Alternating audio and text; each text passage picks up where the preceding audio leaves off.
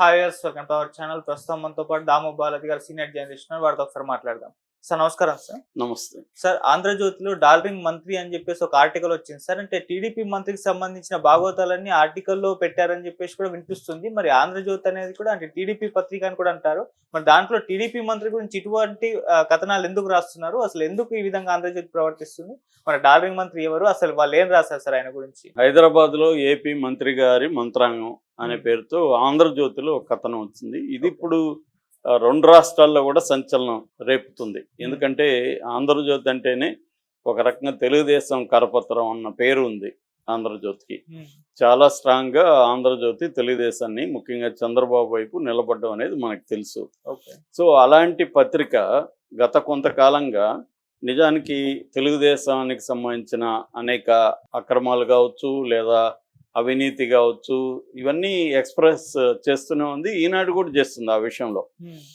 నిజానికి అది మెచ్చుకోవాలి. అంటే తెలుగుదేశం ఏం చేసినా సపోర్ట్ చేయాలనే స్టాండ్ కాకుండా ప్రజల ఆకాంక్షల మేరకి తెలుగుదేశం ప్రభుత్వం కూటమి ప్రభుత్వం వచ్చినప్పుడు ఆ ఆకాంక్షలు నెరవేర్చలేకపోయినప్పుడు దాన్ని ఎత్తి చూపించడం ద్వారా కన్స్ట్రక్టివ్ క్రిటిసిజం అంటారు దాన్ని. కన్స్ట్రక్టివ్ క్రిటిసిజం ద్వారా నిజానికి తెలుగుదేశం కూటమికి మంచి జరుగుతుంది యాక్చువల్గా. ఆ అదొకటి. రెండోది ప్రజల తరపున మీడియా ఎప్పుడైనా కూడా ఫైనల్గా ప్రజల తరపున నిలబడాలి. పీపుల్ సెంట్రిక్ జర్నలిజం అనేది ఇంపార్టెంట్. ప్రజా కేంద్రంగా మన జర్నలిజం అనేది ఉండాలి. మనం మాట్లాడేది ప్రజలకు ఉపయోగపడుతుందా లేదా అనేదే క్రైటీరియాగా ఉండాలి. సో ఆ యాంగిల్లో తీసుకున్నప్పుడు వీళ్ళ కారణం ఏదైనా కానీ ఆంధ్రజ్యోతి కానీ ఈనాడు కానీ తెలుగుదేశం కూటమి ప్రభుత్వంలో జరుగుతున్న అనేక ప్రజా వ్యతిరేక విధానాల్ని ఎప్పటికప్పుడు ఎత్తి చూపుతుంది. నిజానికి ఆ విషయంలో సాక్షి లాంటివి ఫెయిల్ అయినాయి. వైసీపీ ఫెయిల్ అయింది ఆ విషయంలో ఇవే చేస్తున్నారు. మరోపక్క కొద్దిగా పవన్ కళ్యాణ్ కూడా ప్రతిపక్ష పాత్ర పోషిస్తున్నాడు. సో ఈ క్రమంలో ఇప్పటి వరకు ఇంత డైరెక్ట్గా ఒక మంత్రి గురించి ఆంధ్రజ్యోతిలో ఇంత డైరెక్ట్గా రాల. ఫస్ట్ టైం ఇది. అంటే 7 నెలల తర్వాత ఫస్ట్ టైం తెలుగుదేశంలో ఒక మంత్రి గురించి ఆయన పేరు చెప్పలేదు కానీ అందరికి తెలిసిపోయింది ఈ పాటికే పేరు.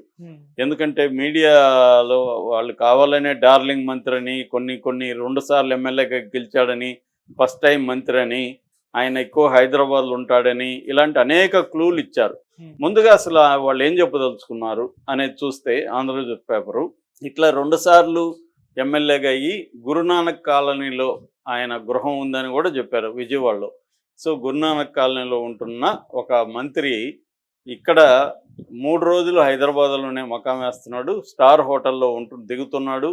ఆయన సరదాలు వ్యవహారాలు నడుస్తూ ఉన్నాయి. ఆయన డార్లింగ్ మంత్రి అంటే ఆయనకి కొంత ఉమనైజర్ అన్న యాంగిల్లో కూడా రాశారు దీంట్లో. సో ఆయన మామూలుగా ఆయనకి ఆలినాలో ఒక ఆయన ఉన్నాడు. ఆయన బిజినెస్ పార్ట్నర్ కూడా. అతను సంతకాలు తప్ప అన్ని పనులు ఆయనే చేసేస్తాడు. మంత్రి వచ్చినప్పుడు వాళ్ళందరినీ ఇక్కడ ప్రవేశపెట్టి ఎవరెవరికి వ్యాపార ప్రయోజనాలు ఉన్నాయో వాళ్ళందరినీ ఇక్కడ మంత్రి ముందు ప్రవేశపెట్టి సంతకాలు కార్యక్రమం ముగిస్తాడు ఈ ఆలినాల్ గై. సో ఇతను ఎప్పటి నుంచో ఉన్నాడు. గతంలో కూడా ఇతను చేసేవాడు. ఇలాగే కాంగ్రెస్ ప్రభుత్వం ఇతని మీద ఒక వాచ్ పెట్టింది, నిఘా పెట్టింది.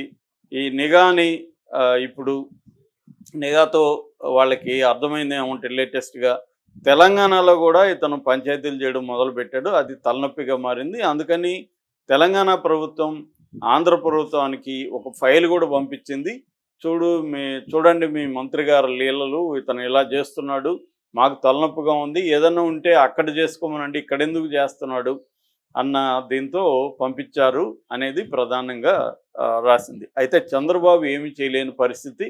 ఆయన ఇచ్చేశాడు మంత్రి, ఈయనకి ఇవ్వకుండా ఉండాలి, అప్పుడే ఇవ్వద్దని చెప్పారు కానీ ఆ పాటికే ఇచ్చేశాడు, ఆయన కమిట్ అయిపోయాడు. కాబట్టి ఆయన కూడా ఏమీ చేయలేని పరిస్థితి అని. ఇది విచిత్రంగా ఉంది. ఇప్పుడు ఒక మంత్రి అక్రమాలు చేస్తున్నాడని చంద్రబాబు దృష్టికి వస్తే ఆయన ఏమీ చేయలేని పరిస్థితి అంటే ఆయన ఏమైనా అసమర్థుడా లేకపోతే ఆయన చూసి చూడనట్టు తిన్నేలైనా వెళ్తున్నాడా అన్న డౌట్ అందరికి వస్తుంది కదా. ఈ మొన్ననే అచ్చెన్నాయుడు పేషీలో ఒక పిఏ, తర్వాత ఆమె ఎవరు అనిత పిఏ, వీళ్ళ మీద కూడా చర్యలని అది కూడా రాశారు. మంత్రి గారికి తెలియకుండానే వాళ్ళ పిఏలు అక్రమాలు చేస్తారా ఎందుకంటే ఫైనల్గా సంతకాలు చేయాల్సిన మంత్రులే కదా. సంతకాలు జరగకుండా ఫైల్ మూవ్ కావద్దా, ఫైల్ మూవ్ కాకపోతే డబ్బులు ఎందుకు వాళ్ళకి ఇస్తారు ఎవరైనా. అంటే క్లియర్గా మంత్రులకు తెలియకుండా చేస్తే మంత్రులు యొక్క అసమర్థత బయటకు వస్తుంది. నీ మంత్రిగా నువ్వు నీ కింద పనిచేసేవాడే అవినీతికి పాల్పడుతుంటే చూసుకోలేకపోతే నువ్వు ఇంకేమి అవినీతిని కట్టడి చేస్తావు అన్న ప్రశ్న వస్తుంది. సో ఈ క్రమంలో ఇప్పుడు ఈ మంత్రి ఎవరు అన్న ప్రశ్న రైజ్ అయింది. దీనికి కొంతమంది చెబుతున్నది ఏంటంటే, నాకున్న సోర్సెస్ని బట్టి ఇది అనగాని సత్యప్రసాద్ అనేది చెప్తున్నారు. ఎందుకంటే ఆయన రెవెన్యూ శాఖ. సో ఆయన చదువుకున్నది హైదరాబాద్లోనే, ఇక్కడే ఉండేవాడు, ఇక్కడ ఆయనకు ఆస్తులు ఉన్నాయి, ఇక్కడ కొన్ని వ్యాపారాలు కూడా ఉన్నాయి, రియల్ ఎస్టేట్ ఉంది. కాబట్టి ఆయనకి ఎప్పటి నుంచో హైదరాబాద్ కేంద్రంగా ఆయన వ్యాపారాలు కావచ్చు, ఆయన పని విధానం కావచ్చు, ఆయన సర్కిల్ కావచ్చు ఇక్కడే ఎక్కువ ఉంది. ఆయన 2 సార్లు 2014లోనూ ఎమ్మెల్యే అయ్యాడు, మళ్ళీ మొన్న కూడా ఎమ్మెల్యే అయ్యాడు, 2 సార్లు ఎమ్మెల్యేగా గెలిచాడు. కాబట్టి ఇప్పుడు ఆయన మంత్రిగా ఫస్ట్ టైం మంత్రిగా తీసుకున్నాడు. ఆయనే అనే ఇదైతే వచ్చింది. అయితే ఇక్కడ ఆయన అనేది కన్ఫామ్గా బయటికి రాదు, కానీ ఆయన అనేది అయితే అందరూ కూడా చెప్పుకుంటున్నమాట. తెలుగుదేశం వాళ్ళు కూడా మనం పోస్టులు చూస్తూ ఉంటే కొంతమంది తెలుగుదేశం సానుభూతి పరులు కూడా అనగానే అంట కదా అని చెప్పుకుంటున్నారు. సరే, ఏదేమైనా ఎందుకు ఆంధ్రజ్యోతి టార్గెట్ చేసింది? ఇప్పుడు ఏమన్నా ఆంధ్రజ్యోతి దీనివల్ల అదేదో జగన్ ప్రభుత్వం అయితే ఇది చెప్తే అర్థం ఉంది, ఇది ఫైనల్గా తెలుగుదేశం కూటమి ప్రభుత్వానికి వ్యతిరేకంగా జనాల్లోకి వెళ్తుంది కదా. అంటే ఒక మంత్రి స్థాయియోడే ఇలా చేస్తూ పక్క రాష్ట్రంలో కూడా మనల్ని తిడుతున్నారు, పక్క రాష్ట్ర ప్రభుత్వం మన ప్రభుత్వానికి లేఖ రాయాల్సి వచ్చిందంటే ఇతను ఎన్ని రకాల అక్రమాలు పోయి పక్క రాష్ట్రాల్లో చేస్తున్నాడు. సో ఈ విధంగా ఉన్నప్పుడు చంద్రబాబుకి చాలా విషయాల్లో నెగిటివ్ ఆల్రెడీ వచ్చింది.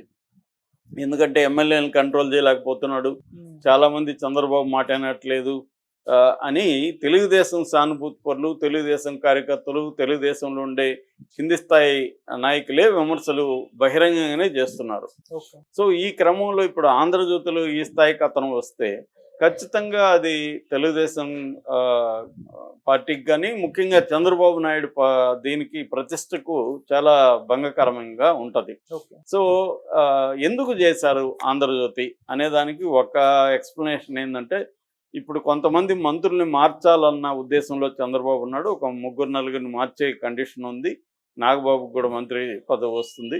ఈ క్రమంలో ఒక 4 మారిపోబోతున్నారు అని అంటున్నాడు. అందులో ఈయన్ని కూడా చేర్చాలి అంటే తన ఇప్పుడు రాధాకృష్ణకి ఏంటంటే చంద్రబాబు ఉన్నా కూడా ఈయన మాటలు సాగట్లేదని, ఎందుకంటే లోకేష్ చాలా విషయాల్లో రాధాకృష్ణని కేర్ చేయట్లేదని, ఫర్ ఎగ్జాంపుల్ సానాథ్ సతీష్కి రాజ్యసభ సభ్యత్వం ఇవ్వడం ఈయనకి ఇష్టం లేదు. ఎందుకంటే గతంలో కూడా చానా లీలలు అన్నట్టుగా ఆయన రాశాడు సానాథ్ సతీష్ గురించి. సో వద్దంటే కూడా లోకేష్ పట్టుబట్టి ఇప్పించాడని, అట్లా లోకేష్ రాధాకృష్ణని కేర్ చేయట్లేదని, అందుకని రాధాకృష్ణ కొంత నెగిటివ్గా వీళ్ళ మీదకి వెళ్తున్నాడు. చంద్రబాబును మాత్రం డైరెక్ట్గా ఏమనకుండా ఆయన ఏమి చేయలేకపోతున్నాడు పాపం అన్నట్టుగా రాస్తూ యువతలా వెళ్తున్నాడు. మొన్న కూడా రేవంత్ రెడ్డి విషయం, అల్లు అర్జున్ విషయంలో కూడా అల్లు అర్జున్ని పరామర్శించడం చంద్రబాబు చేసిన తప్పని కూడా రాశాడు. నిజానికి తప్పేముంది? చంద్రబాబుకి పరిచయాలు ఉన్నాయి అల్లు అరవింద్తో వీళ్ళతో. ఏమైంది, ఎందుకు అరెస్ట్ అయిందని పరామర్శించాడు, అంతలో తప్పు లేదు మామూలుగా అయితే. కానీ అది కూడా తప్పు అయినట్టుగా రాధాకృష్ణ రాస్తాడు.